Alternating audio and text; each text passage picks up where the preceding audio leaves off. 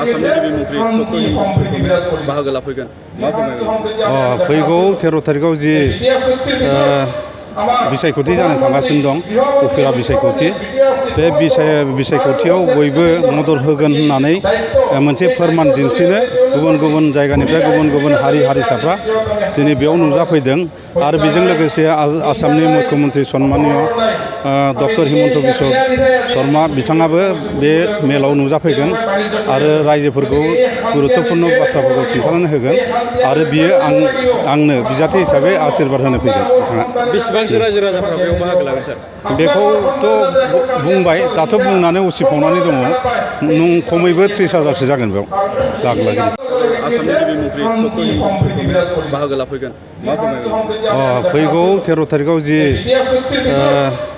बिसायख'थि जानो थांगासिनो दं उफेरा बिसायख'थि बे बिसायख'थियाव बयबो मदद होगोन होननानै मोनसे फोरमान दिन्थिनो गुबुन गुबुन जायगानिफ्राय गुबुन गुबुन हारि हारिसाफ्रा दिनै बेयाव नुजाफैदों आरो बेजों लोगोसे आसामनि मुख्यमन्त्रि सन्मानिय डक्टर हिमन्त बिश्व शर्मा बिथाङाबो बे मेलाव नुजाफैगोन आरो रायजोफोरखौ गुरुत्वपूर्ण बाथ्राफोरखौ खिन्थानानै होगोन आरो बियो आंनो बिजाथि हिसाबै आशीर्बाद होनो फैगोन बिथाङा। बेसेबांसो रायजो राजाफ्रा बेयाव बाहागो लागोन सार?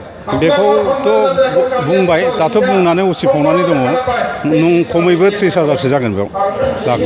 आसामनि गिबि मन्त्रि डक्टर हिमन्त बिश्व शर्माया बाहागो लाफैगोन मा फोरमायगोन? फैगौ 13 थारिखआव जि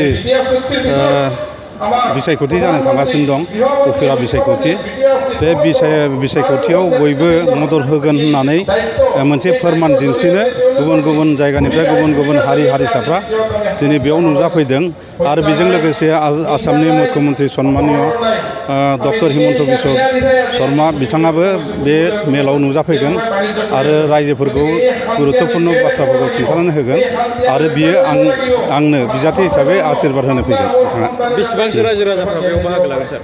बेखौथ' बुंबाय दाथ' बुंनानै उसिफावनानै दङ खमैबो 30,000सो जागोन बेयाव बाहागो लागोन।